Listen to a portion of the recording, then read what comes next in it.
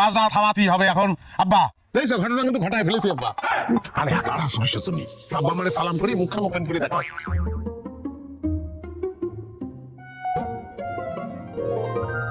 দেখছো হ্যাঁ, চাঁদের বাতি। ও ভাই, ওই যে চাঁদের বাতি রে, কি আলো দেখাইলি আমার, গানটা পারেন আপনারা দেখতে? চাঁদের বাতি মানে? তুই কি বিয়ে করে নিয়ে আসিস? জি আমা, জীবনে তো তোমাদের কোনো কিছু দিতে পারিনি, সেজন্য বিয়ে করে নিয়ে আসলাম। তো তোমাদের সুখ আসুক। তুই টাকা পয়সা নিয়ে ঢাকা গেলি চাকরি করবার জন্য, এর মধ্যে তুই নতুন একখান বউ বিয়ে করে নিয়ে আসবি, এটা কেমন কথা রে? ও কন্ট্রোল করতে পারিনি।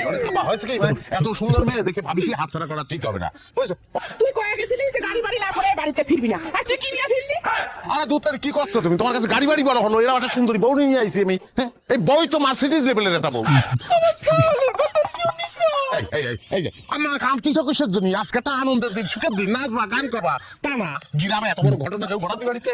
বউ নিয়ে এখন বাড়ি থেকে বের হয়ে যাবি, তা না হলে তোর খবর করে ছাড়বো আমি, কই দিলাম। মানে পাগল কি করছে যাই চলে পাগলা, কিসের জন্য এসব করতেছ আমি বুঝি না। হিংসা হচ্ছে কিসের জন্য?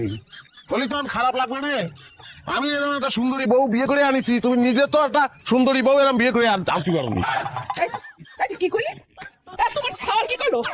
এই আজ তোর খাইছি, আজ তোর আমি শেষ। ঝাঁটা আনিছে, মারবে।